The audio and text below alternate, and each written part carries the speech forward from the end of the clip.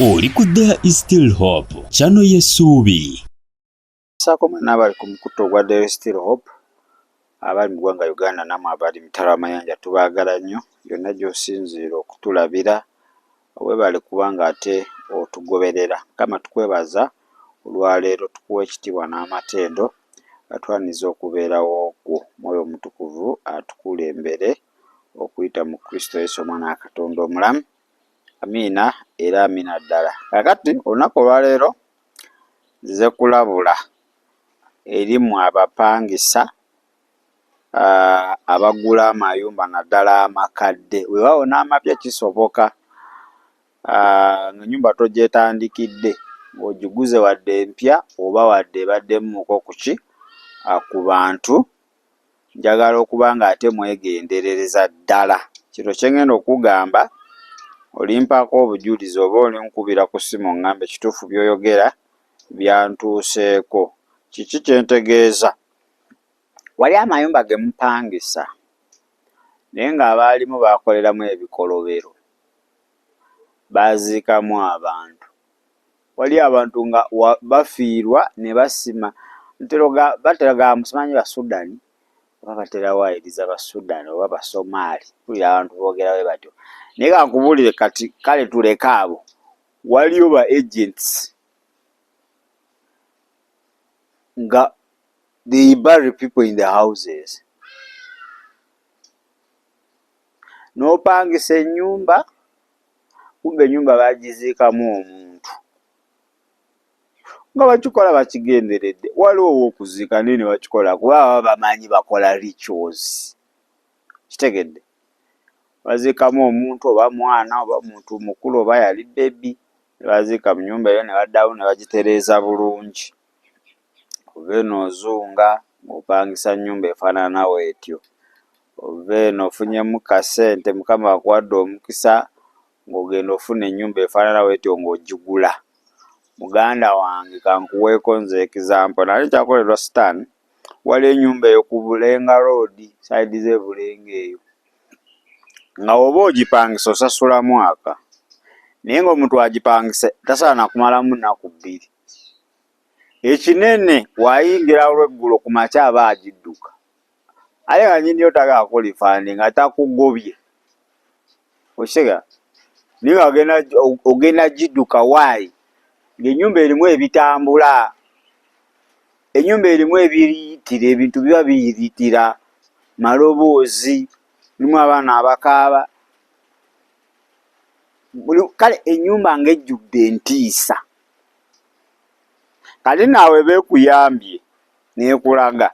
Naye waliwo ebimu nga bikola silently, Stan ng'agenda kutulugunya silently. Olaba mulimu kuggwaawo, olaba abaana kulwalirira, olaba mufuna bubenjebenje. Ne nga tomanyi na gye kiva.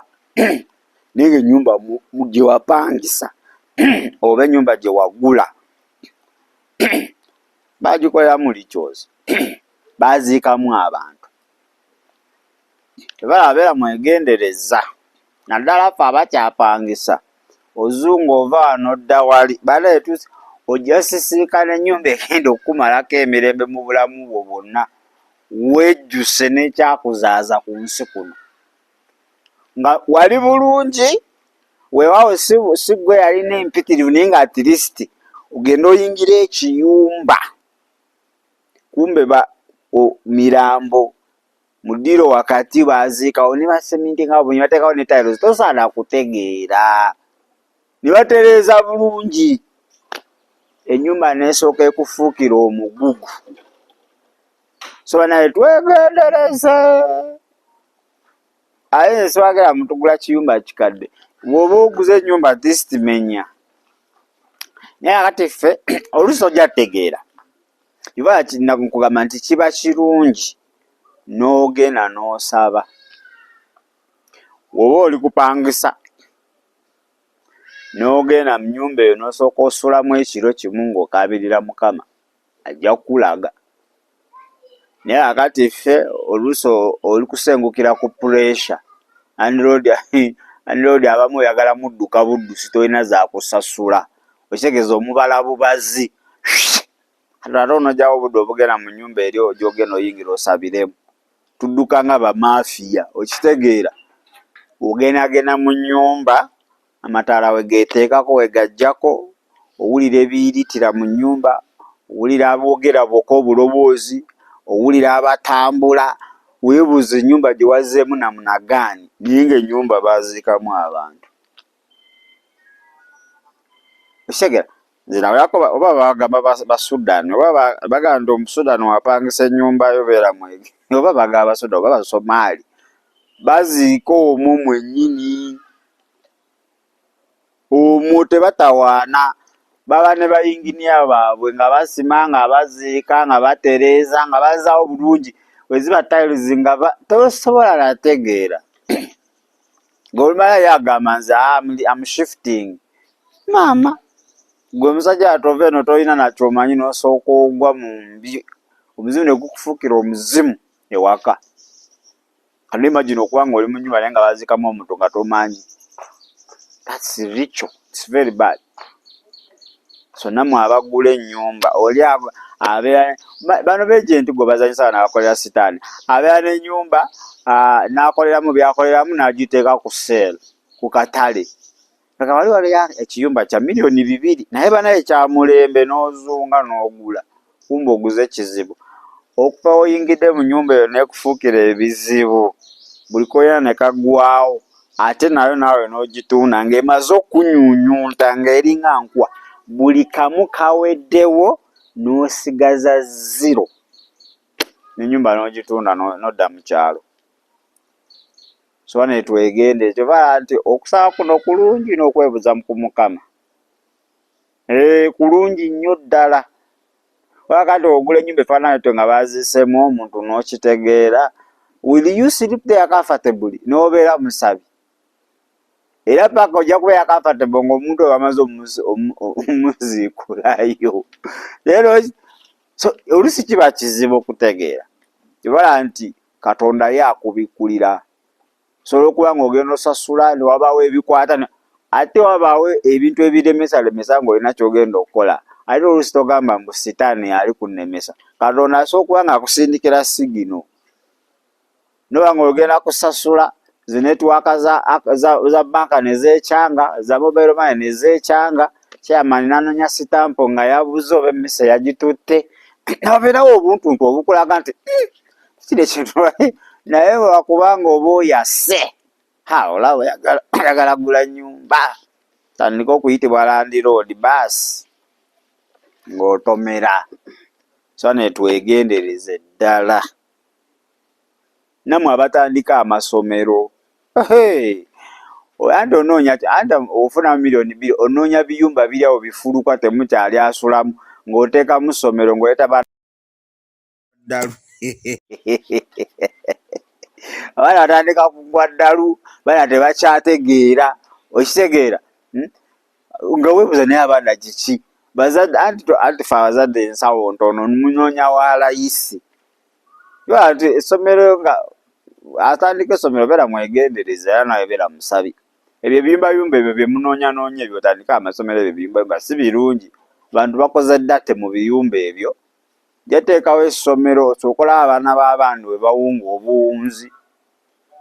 Kitegeera? Omwana atandika bulungi n'afuna omusujja, omwana natandika kati ali waka ayiika ndusu. Yazontowala wayizimu zaakola ki? Zaabuukako. Naye nga just ekisomero ate gwe headmaster nga tewalina na intention mbi. Walina just mulamwa gwo kutandika ssomero either business purpose oba oyagala kukulaakulanya community, kuyamba community, naye ng'ekiyumba kyewagwako kubanga tolina ssente tewazimbye structures ezo tewazizimba. Naye wasanze busanze kintu kiri awo ng'olaba kino okikolamu ka renovation katono kindergarten to P7 abazadde ne baleeta kubanga lya bbeeyi ntono nsaamusaamu enfunda z'ensawo y'abazadde tasobola kutwala mwana ku kusomero guli okitegeera. So bannaye bino ebiro bye tulimu bizibu.